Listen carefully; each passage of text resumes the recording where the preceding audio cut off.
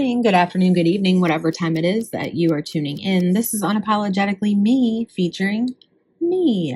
No special guest, just me. All right, you guys, we need to talk more about the SHANQUELLA Robinson case. While doing my research, I found many things, actually, that didn't add up. If you watched my last video, which was my full case review, then it probably left you feeling the same way. I couldn't just walk away from this case until I feel that I have come to some sort of conclusion as to what I think happened. I've also been covering the Idaho 4 case and Bryan Kohberger. There have been a few developments there, but that rabbit hole is deep, and I'm going to hold off for a little bit to see what else comes out. I promise I am not done with that case. I know I was saying I wanted to do a video, more of a profile of Bryan, but there's some things coming out now that changes what I was originally thinking. So I don't want to jump the gun. I'm not done with it. I just want to give it a little time right now to unfold. There are a lot of rumors that I'm trying to fact check and just make sense of before putting out my next video on that.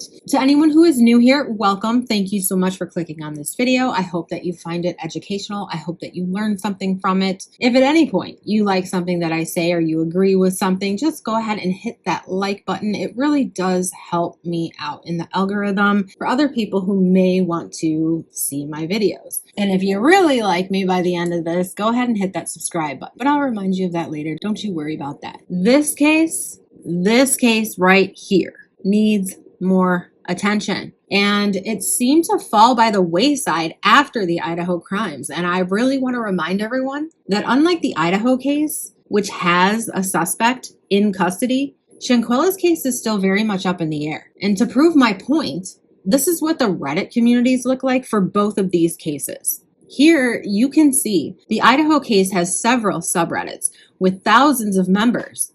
And then we have the SHANQUELLA Robinson subreddit, which, as you can see, there's only one. At least that was all that I could find. And the member count is very low. SHANQUELLA and her family need us. They need anyone who is willing to speak her name and fight for her justice. So we're going to be here for it. We're going to be here for them. And if you find something in this video that makes sense, that you think other people need to hear, please at least like it. You don't have to share it, but if you like it, it shows YouTube that it has something in it that other people need to see.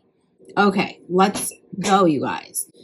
Whew, there has still been no arrest made. We got a warrant for extradition, and yet there's no arrest made.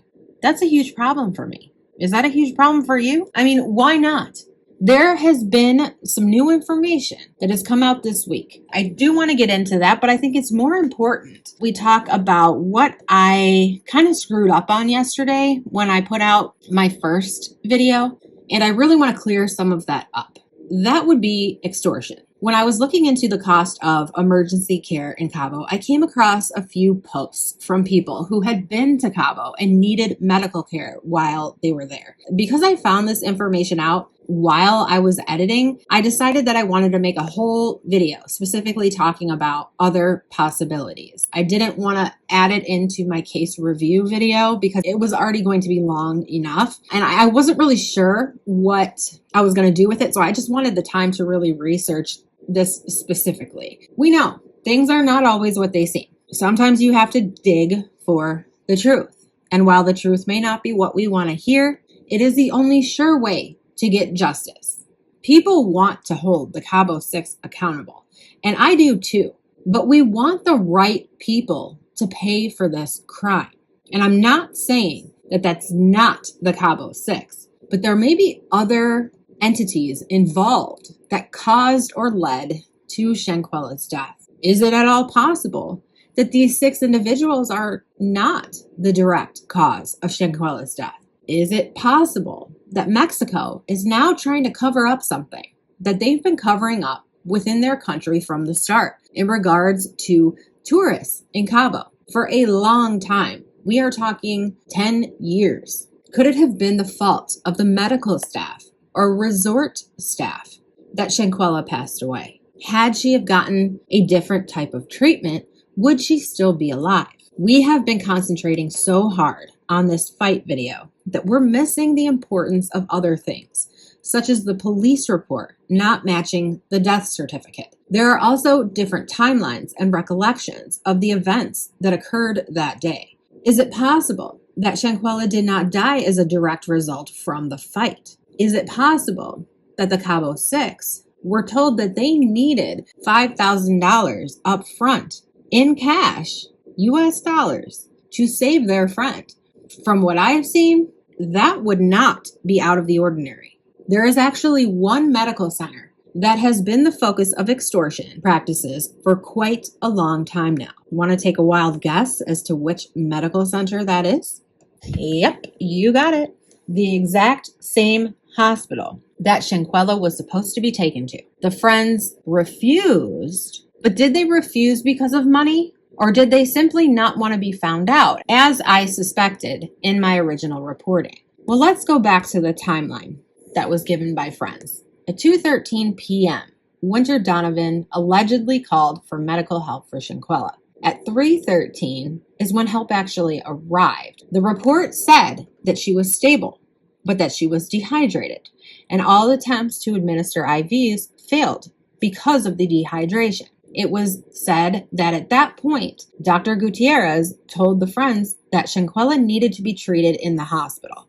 Now let's stop right there and dissect this. Is it possible that the IV didn't fail? Could it be common practice to use that as a reason to transport a patient and actually admit them into the hospital? Is it also possible that at that point, the six were asked for $5,000 in cash up front in order to transport her? I found this to be completely absurd when I first looked into this case. But as usual, digging deeper, I do not find it absurd anymore. In fact, there have been so many reports of this type of extortion occurring that the American government issued a warning urging Americans not to travel to certain parts of Mexico because of it, warning Americans of this exact type of extortion. It wasn't a general warning for Mexico. It was a specific warning about a specific hospital and specific area, the same hospital Shanquella would have been taken to.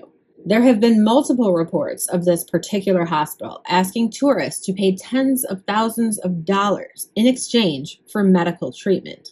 And not insurance and not pesos, American dollars. It has been said that they are oftentimes not only overcharging, but they are bullying patients and their families and refusing to release medical records of what had actually been done to the patient while under their care, so as to actually keep insurance from paying so that they can get the cash money from these patients instead. The hospital in question, St. Luke's. It has even been said that St. Luke's has contracts with emergency services to transport tourists to their hospital in particular, particularly Americans. And if you don't believe me, I always say, do your own research, form your own opinion. It's out there. It's all out there. And there is more than what I found. Something that stuck out to me when I was making my first video was, why didn't the ambulance take Shanquella to the hospital regardless of what the friends said? I even made a comment about how I wondered if that's the way Mexico does things, because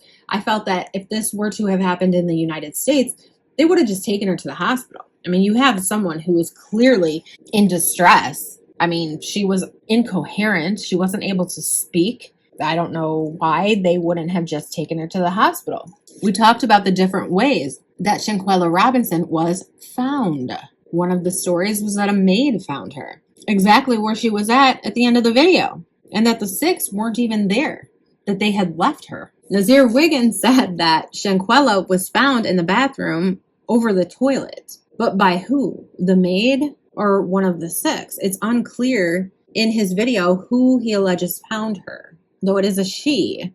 He wasn't there. He was also very adamant to let us know that the entire villa was tile. I don't know if you caught that in his Facebook Live that I put in my last video, but he said a few times that it was tile. Lucy was the housekeeper for that villa, and she first came out and said that she had found her in the bathroom. There's no time and there's no statement, but we also have heard that she did not find her in the bathroom, that she found her sitting in that same position that we last see her in the fight video. right on the floor at the foot of the bed. And then we have Dr. Gutierrez, who said that she was in the living room. And that's where we see this photo, where not only is she in the living room, she's dressed. Did the Cabo 6 stage her body as if she fell? This would explain why no one had questioned that it was an accident at first. The last we saw Shanquella, she was sitting at the end of the bed on the floor, naked.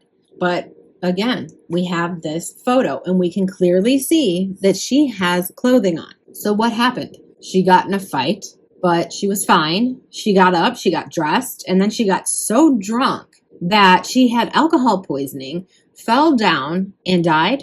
Does that sound plausible to you? I say all the time, anything is possible. People have died in some very strange ways under some very strange circumstances. In fact, I don't know if you guys have ever seen or remember the show that was like 10,000 Ways to Die or something like that, and of people who were passing away in very strange ways. The theory that I just explained to you of her being fine after the fight, getting dressed, and getting wasted to the point of intoxication, and then tripping, falling down, hitting her head, that's actually not even that strange. So again, I don't fault the doctor or the Mexican authorities for not arresting anyone on the spot. But keep in mind, there was no video at that time. Nobody knew of a fight except those 6 people, maybe 5 people. Maybe we can give Nazir Wiggins the benefit of the doubt, who very well may not have been made aware of what really happened to Shanquella. It is possible he was just a pawn in their little game. Their story was believable up until the autopsy results. But by the time they had the autopsy results, they were long gone. I was wondering in my last video how Shanquella's injuries went unnoticed and why it wasn't in the report. And to be completely honest, I didn't know that it was reported that she had fallen until I did some further research. When I made the video, I even said that they never mentioned a fall. But I've recently found out that Winter, when she called 911, said that Shanquella had fallen. That still doesn't explain why these injuries weren't written in the report, though. But they were explained away by the 6 to Dr. Gutierrez. So I just wanted to correct myself and let you guys know that when the report was made by Winter, when she called 911, she said that there was in fact a fall. And so that is how I'm assuming they explained those facial injuries. So that explains that piece. But what it doesn't explain is, if she fell and she had those injuries, why wasn't her condition treated differently? Why wasn't her neck stabilized? I mean, we have someone who fell on a tile, it was actually marble, on a marble floor, yet all Dr. Gutierrez was worried about was the intoxication piece. Shanquella could have knocked herself unconscious and had a brain bleed or a broken neck. I really don't understand still what went on here. Can any of you make it make sense for me? Because I am puzzled. For real, I am puzzled. This is the type of thing that makes me question Dr. Gutierrez and the medical team as well as the Mexican authorities. Because like I said, there's a protocol, and it's not just for authorities, but it's also for medical professionals. You have a 911 call where someone is unresponsive after a fall, and you're not stabilizing that person's neck, and you're not rushing them immediately to the hospital without her neck being stabilized if she had a broken neck, which we now know she did. The CPR alone could have very well been what caused her death. Now, please don't get me wrong here. I am in no way excusing what this group did, because it certainly put Shanquella in this position in the first place. It's pretty certain that she was injured in that fight. How severe, we're not so sure of. And the reason that we're not sure is because she was not rushed directly to a hospital as she should have been. Winter Donovan made a 911 call, and she lied on that 911 call. She did not mention a fight at all. She told the dispatcher that her friend was extremely intoxicated by alcohol and fell and is now unresponsive. So I can excuse that Dr. Gutierrez trusted and believed that these 6 individuals were her friends and had the best intentions for Shanquella, but I cannot excuse Dr. Gutierrez's response in the way she treated Shanquella medically. Now, I'm going to talk about Nazir again, and it's because of that video that he made actually addressing people. He stated in that video a few times that he was never told about a fight. He was told that she had alcohol poisoning, and he treated her as that. And that is exactly what he says. I was told she had alcohol poisoning, and I treated her as that. Meaning that he was told she had alcohol poisoning, and the way he took care of her would be the way that you would take care of someone who had alcohol poisoning. I do find some things questionable in his Facebook Live, but we're not going to talk about that in this video. Where I'm going with this right now is Dr. Gutierrez was told the exact same thing and essentially did the exact same thing. Up until the stabilization of her neck, which was a huge error, she treated Shanquella as a person with severe alcohol intoxication. First, trying to fix the dehydration factor, knowing that she needed fluids. When she couldn't administer the IV, she suggested Shanquella be taken to the hospital, but her friends refused. This is where we have our biggest problem, ladies and gentlemen. Did they refuse? Or were they simply unable to pay the fee needed right then and there in order to take Shanquella to the hospital? This is the biggest answer that we need to shift the blame on who is responsible ultimately for her passing. Dejanay Jackson may not have delivered life-threatening injuries. Remember my last video when I said that researching an atlas luxation, that it doesn't always cause death. However, if someone has an atlas luxation and it is not treated, it can cause death. This is a huge clusterfuck of errors made by many people. It does all stem back to the 6, though. Not going to deny that at all. If it weren't for this fight, Shanquella would be alive, no matter what. That is certainly something to keep in mind. But if the medical team denied care in exchange for cash money that the group did not have on them at that time, then they need to be held accountable as well for her death. I talked about how this group had money. They were spending hundreds a day just to be there, and they had only been there for 24 hours at the time, meaning that their budget had not all been spent, meaning they still had money that they could have paid. Did they have $5,000 in cash on hand? Were they asked for this in order to save their friend? You're going to hear some things now that will make you question this the same way that I'm questioning it. And I will ask you this question again after we are done. So let's hear from some other tourist accounts from Cabo San Lucas.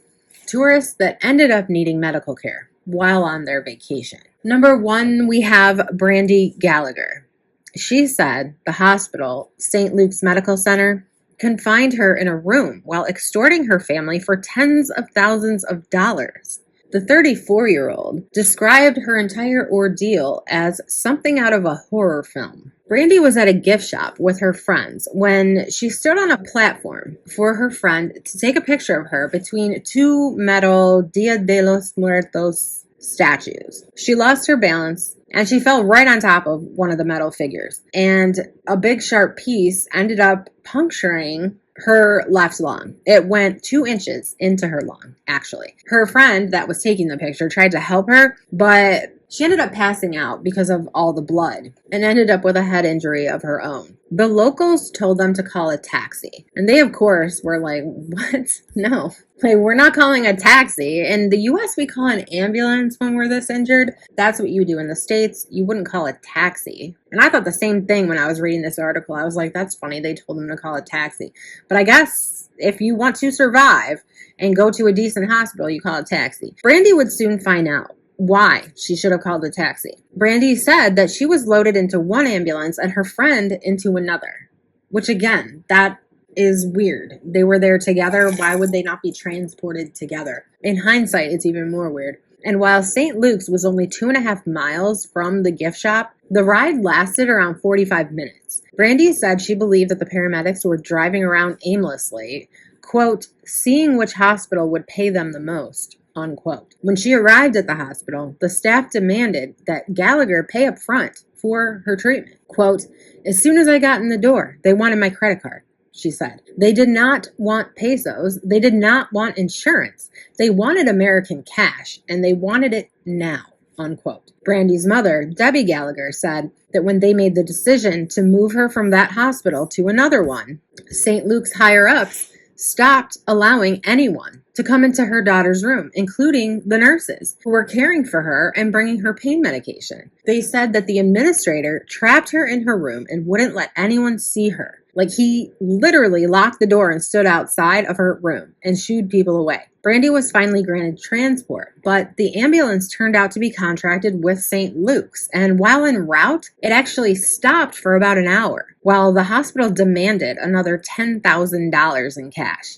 Desperate, the family paid up, and the final bill between the two hospitals, and even after settling some disputes, was over $33,000. A poster by the name of Afra on a forum about emergency care in Cabo stated that she was posting about a friend's experience that she was witness to, who had a concerning bout of stomach issues and required a $3,000 cash deposit in order to even be seen. She was told that she absolutely had to stay and be admitted overnight, where she was given an IV drip of saline totaling $1,500. The total visit was $6,000, and that was to be paid, again, in US dollars. And I know what you're thinking. I was thinking it myself. If you just had a stomach issue, why would you even agree to pay $3,000?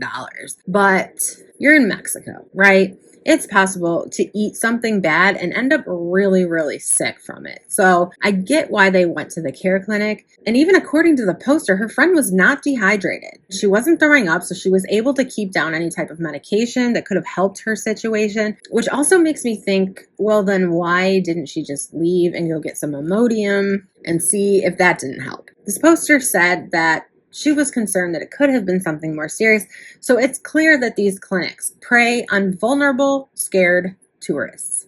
Another poster, Vacation Diva Midwest, posted on the same forum, had a much worse experience with her friend who was taken to St. Luke's. He was actually a local, but he was an American.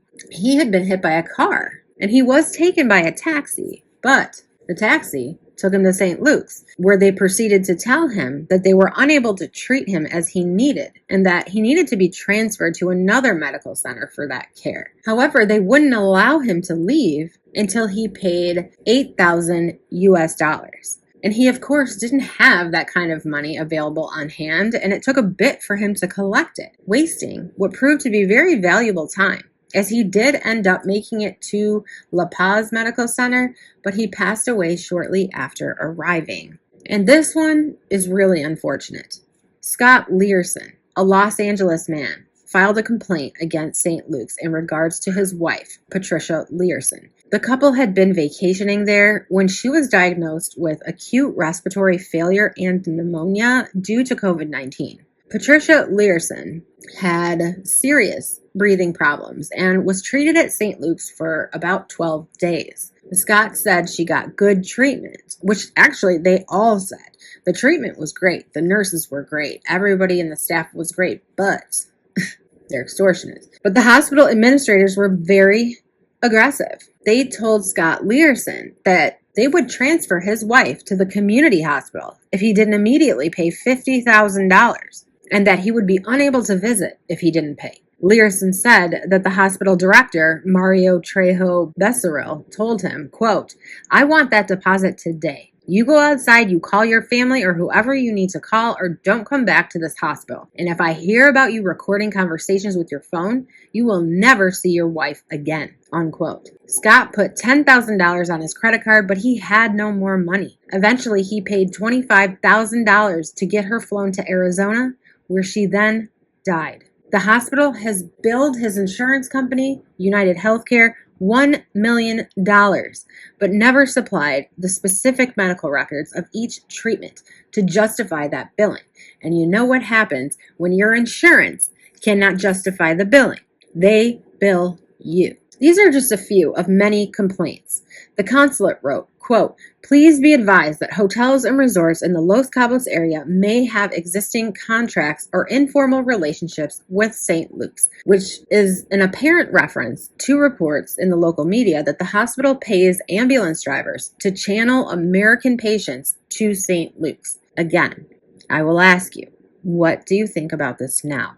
Is it possible now that you can see that this is something that is done in Cabo and that they may have been asked for the cash up front? Or could it be that they were aware of the extortion practices and are using that as an excuse? Or they were aware of these extortion practices and that's why they declined. Once the doctor said that she was stable, maybe they believed she was stable and that she would be okay. So many unanswered questions, so much speculation. When I started this case, I didn't realize how much we didn't know. But the veil has been lifted, if you will. And now I want to make sure that we talk about these things because they are important. We do have some updates. They became available this week, and I want to get into that in the next video. I will talk to you guys then. Please like, share, subscribe, comment your opinion. I want to know it. We don't have to agree. Crimes are solved when critical thinkers share their opinions. You heard some of my opinions. I want to hear yours. See you guys on the next one.